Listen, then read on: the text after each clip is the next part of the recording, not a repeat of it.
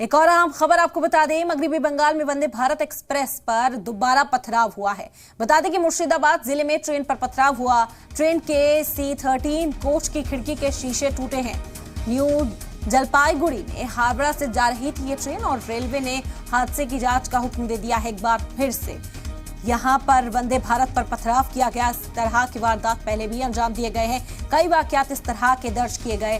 जांच मुसलसल इस मामले में की जा रही थी, लेकिन एक बार फिर से उसी तरह का वाकया पेश आया है। बता दें कि मगरबी बंगाल में वंदे भारत एक्सप्रेस पर एक बार फिर पथराव किया गया। मुर्शिदाबाद जिले में ट्रेन पर पथराव किया गया। बता दें कि ट्रेन के C13 कोच की खिड़की का जो शीशा था वो टूटा है।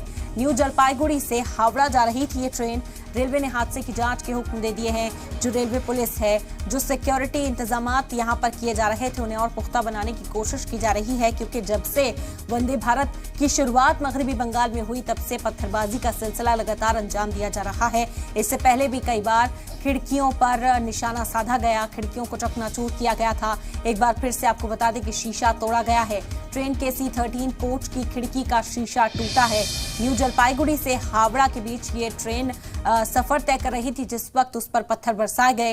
रेलवे ने फिलहाल हादसे की जांच का हुक्म दे दिया है और जो इस तरह के अनासिर हैं उनकी तलाश अब तेज कर दी गई है। लगातार जो रेलवे है वो संजीदगी से इस मामले को ले रहा है, क्योंकि बार बार वंदे भारत ट्रेन पर पथराव के वाकयात सामने आ रहे हैं, जिसकी वजह से लोगों के जख्मी होने का, लोगों को नुकसान पहुंचने का भी खतरा बढ़ने लगा है।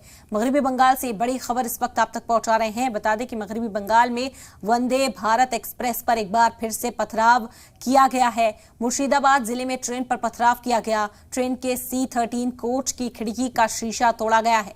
न्यू जलपाईगुड़ी से हावड़ा के बीच ये ट्रेन थी।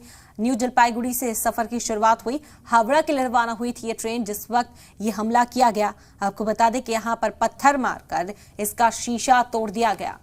फिलहाल जांच के हुक्म जारी कर दिए गए हैं और इस मामले में जो भी जिम्मेदार है अब कार्रवाई को अंजाम देता हुआ नजर आ रहा है।